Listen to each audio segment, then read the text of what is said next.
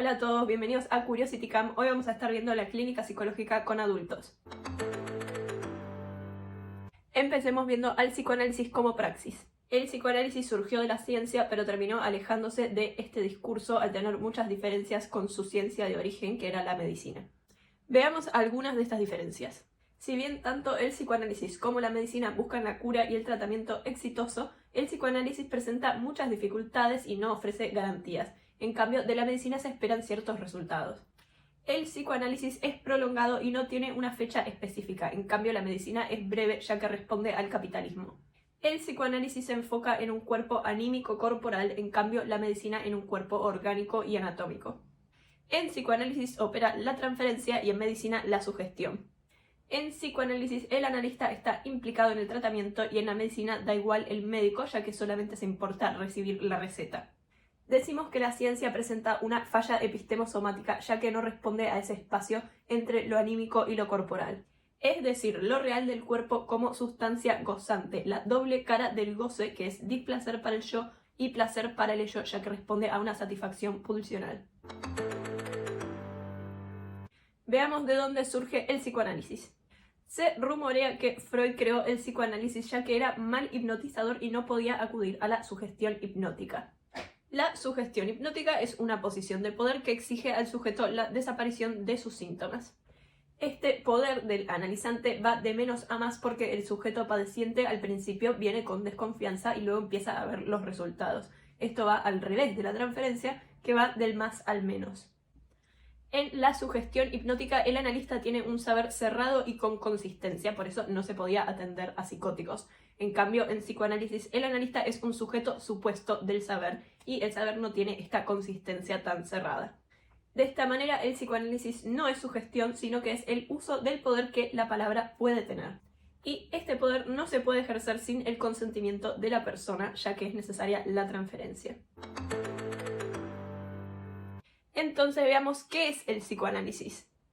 El psicoanálisis es una práctica que tiene como herramientas la palabra y la escucha. La palabra está determinada por el inconsciente, por lo tanto proviene de un sujeto dividido. Entonces el psicoanálisis no se ocupa del enunciado, sino de la enunciación, es decir, el analista escucha desde donde habla el paciente. Freud describe al psicoanálisis como una modalidad del tratamiento médico de las neurosis, pero que va en línea inversa al pensamiento habitual médico. Es un tratamiento costoso y sacrificado que no promete resultados. Y el resultado depende de la conducta, inteligencia, docilidad y perseverancia del paciente. En sus orígenes, el psicoanálisis generaba mucho rechazo debido a que sus tesis fundamentales eran el inconsciente y la pulsión sexual, algo muy disruptivo en aquella época. Respecto al psicoanálisis, Lacan plantea devolver a la palabra la dignidad que perdió con los post-freudianos, es decir, trabajar con los tropiezos, no con la comprensión. El psicoanálisis para Lacan es un tratamiento de lo real por lo simbólico. El discurso analítico es real porque si fuese simbólico serían ocurrencias interminables. No es de yo a yo, sino de un yo a un otro a, y su regla fundamental es la asociación libre. No se trata de la comprensión porque el sujeto del inconsciente nada tiene que ver con el sentido comprensible. La escucha analítica está orientada a los tropiezos ya que estos indican el registro de lo real y es una práctica sostenida por el lazo afectivo de la transferencia. La orientación del psicoanálisis es el cuerpo atravesado por el inconsciente, la pulsión y la palabra. Esta pulsión que erogeniza zonas que no deberían ser erógenas. De esta manera, el psicoanálisis no es orgánico ni tampoco psíquico porque responde a la iancia entre estos dos discursos. Da otra respuesta al padecimiento que ni la psicología ni la medicina pueden responder. Y tiene otra lógica totalmente distinta que para Freud es la de condensación y desplazamiento y para Lacan es la lógica del significante. El sujeto del psicoanálisis entonces es un sujeto dividido que se revela en su discurso. Es un sujeto de la palabra que se representa como un significante para otro significante. Y a este se le supone un inconsciente que lo determina. En el psicoanálisis se juega la transferencia como un poder del que no hay que hacer uso porque si no la práctica se transformaría en una sugestión. La transferencia es un instrumento para el manejo de síntomas que después se disuelve. Es decir, se concluye el análisis cuando se la desmonta. De esta manera se entiende que tanto los elogios como los insultos producto de la transferencia no son hacia la persona del analista, sino a su posición de otro consistente.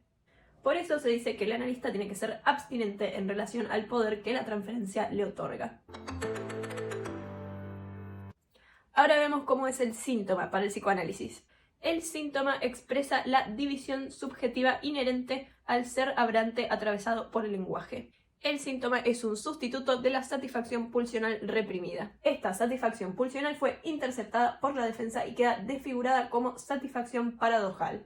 Además, adquiere carácter compulsivo porque descentra al yo de la posibilidad voluntaria y no es influible porque es creado vía inconsciente.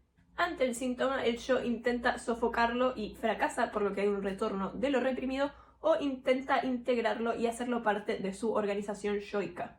Frente al síntoma, el yo intenta sofocarlo y reprimirlo, y por lo que fracasa y hay un retorno de lo reprimido, se produce el síntoma egodistónico, o intenta unificarlo y hacer una síntesis para integrarlo a su organización yoica y volverlo un síntoma egosintónico. Veamos el mecanismo de curación que opera en el psicoanálisis. Surge un síntoma que genera padecimiento, es decir, dejó de ser una solución, por lo cual este entra en transferencia.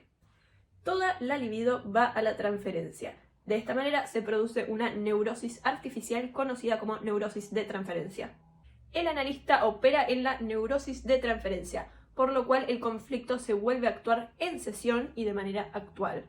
Por último, el artificio de la neurosis de transferencia se disuelve y cae. De esta manera se entiende al sujeto sano como un neurótico virtual, es decir, que tiene una neurosis que no se desencadenó. Porque los mecanismos operan, no hay exceso de padecimiento y el síntoma funciona como solución.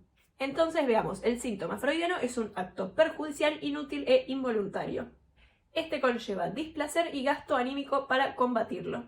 En psicoanálisis, el síntoma es una brújula que indica dónde está el núcleo de goce. Difiere fuertemente con la medicina, que considera que para eliminar la enfermedad hay que eliminar el síntoma únicamente. En psicoanálisis, el síntoma es altamente funcional y no se busca eliminarlo rápidamente. En el síntoma opera el mecanismo de regresión.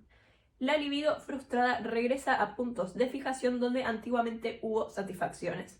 El psicoanálisis busca movilizar la libido a fines más actuales y de placer, debido a que en estos puntos de fijación ya no hay más satisfacción porque esta fue reprimida por el yo y ahora pertenece al inconsciente. El yo contrainviste, por lo que surge un conflicto, ya que la libido ya había sido sacada de allí, así que ahora se la ahuyenta. Entonces, recapitulando, los puntos de fijación antiguamente producían satisfacción. Esta fue reprimida, por lo cual ahora están desfigurados. La satisfacción se vuelve irreconocible, por lo cual ahora genera displacer. El síntoma es autoerótico, es decir, se basta a sí mismo y no necesita de ningún otro. Para que el síntoma se torne analizable, esta satisfacción cerrada tiene que abrirse al otro. De esta manera, el analista busca la fantasía ligada al síntoma, que es la que aporta el sentido de este. La fantasía marca lo pulsional del síntoma. La satisfacción del síntoma se apoya en un punto de fijación del goce. A este punto acompaña la fantasía como envoltura simbólico-imaginaria de este. La fantasía ofrece a la pulsión un objeto en su camino regrediente. Toma restos de lo visto y de lo oído que no necesariamente ocurrieron. Las tres fantasías primordiales de la infancia son la seducción por la parte de un adulto, el coito parental y la fantasía de castración.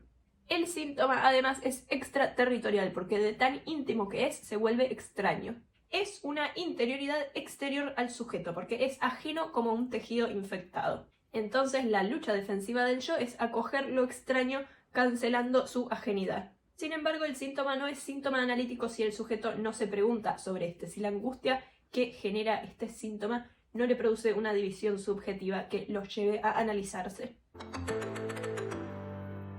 Ahora veamos el síntoma para Lacan. Para Lacan, el síntoma tiene componentes simbólicos, imaginarios y reales. Es simbólico porque es un significante entendido como metáfora. Gracias a su cara simbólica se vuelve analizable. Imaginario porque tiene una significación inconsciente, está ligado a fantasías y a identificaciones. Es un entramado que refiere al otro. Y real porque es una fijación y su núcleo es un goce. En el seminario 5, para Lacan el síntoma era un goce revestido. De esta manera se entiende que tiene una envoltura formal que es lo analizable. El núcleo del síntoma es un goce que cayó en represión, por lo tanto el síntoma es un retorno de lo reprimido. No tiene una significación y esta hay que armarla en análisis. Freud decía que el síntoma develaba una fantasía, un saber que no se quería revelar por parte del paciente. Y Lacan entonces decía que es una envoltura que se teje en el discurso analítico. Para Lacan en el seminario 10 el síntoma era máscara del deseo. Para Lacan entonces el análisis tiene que orientar la causa del deseo. Y decía que la envoltura del síntoma se enuncia y se presenta como un enigma. Y decía que lo enmascarado es el deseo que no refiere a nadie, ya que no hay un objeto para el deseo. Y de esta manera el forzamiento del analista es devolver al goce algo que pueda ser leído. Esto nos remite al objeto A lacaniano.